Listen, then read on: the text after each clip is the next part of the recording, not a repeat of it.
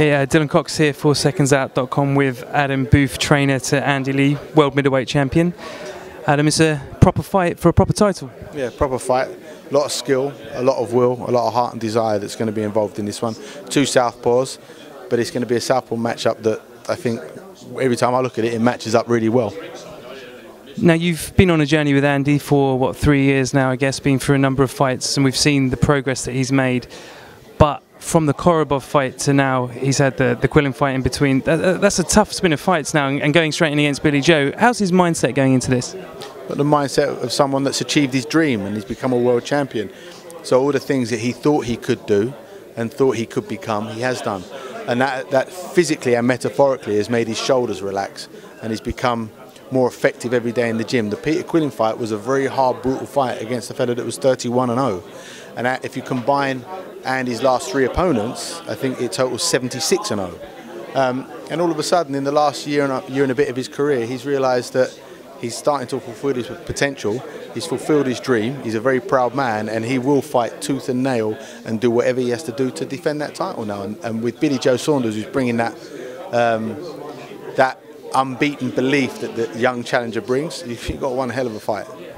And you're fighting another southpaw, but essentially two aggressive kind of southpaws. Not your typical. It's not going to be a boring. They're not going to negate each other, I guess is what I'm saying. They're going to bring a bit of action to this fight. It's not going to be a boring fight.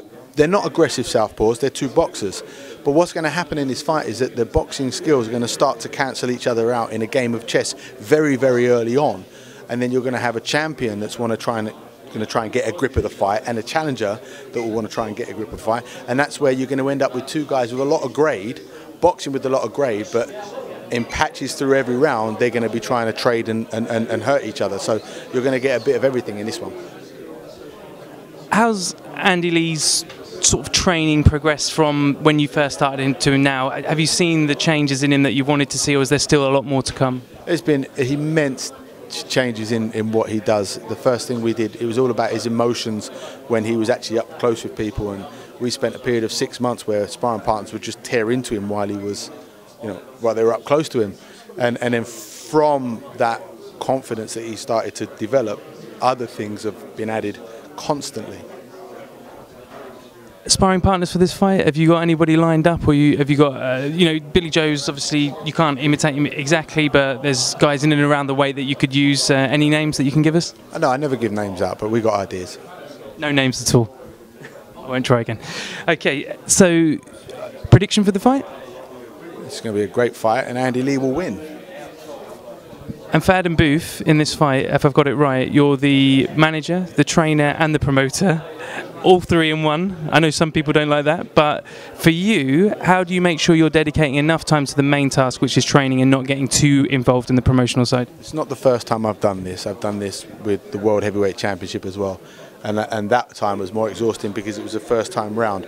I'm a coach, first and foremost I'm a coach, and I never let anything affect what goes on in the gym. The management and the promotional side of things now, I've got a fantastic team around me with John Hill and Almina Clark, who have worked with me for years. Everybody knows what they're doing, and that just means that when I wake up in the morning, I don't have to be worrying about seating plans and press conference and stuff like that, because they deal with it for me. I can just start thinking about how to deal with Billy Joe.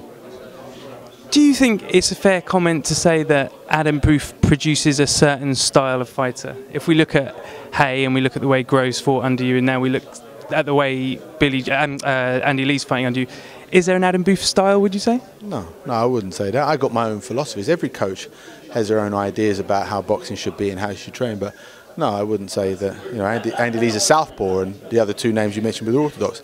No, I don't think so. So you could train any different kind of style of fighter? I don't know. I don't think that any trainer can train any fighter. Definitely not. But it's not just about their style of fighting. It's about what they are as people, how you get on with them, if you can understand each other. There's so many ingredients involved, I think, in a successful fighter-coach relationship. It's not just about what their style looks like. Totally agree. And just dipping out of this fight and digressing slightly to another massive fight that's happening soon. Obviously, you've probably fielded a lot of questions about this. Fury versus Klitschko. You've had experience with both guys. You didn't quite face Fury, but you were preparing for him, and obviously you fought against Klitschko with Hay. How do you see that fight going, and do you think Fury's got a chance? Yes, Tyson Fury has a chance. I see the fight going quickly.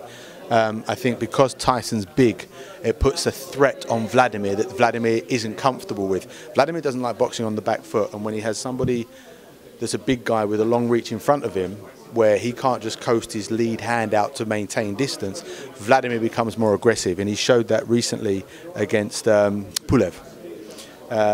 Pulev was always going to be someone that had a size element that he could threaten Vlad with, and I think he buzzed Vlad in the first or the second round with a jab, and Vlad became very aggressive very quickly and caught Pulev with serious shots and got rid of him.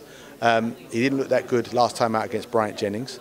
Bryant Jennings again didn't pose that size threat on him, so Vlad was able to have it how he wanted it to be. Tyson can reach Vlad without too much effort because he's got the size and the reach advantage. That will make Vladimir be more aggressive, and being more aggressive will mean that he's also there to be hit, and then you've got a punch out. And I think it's going to be a really exciting fight that could go within any moment. Alan Booth, that's fascinating insight. Thanks very much and best of luck with the promotion. Thanks a lot, Jess.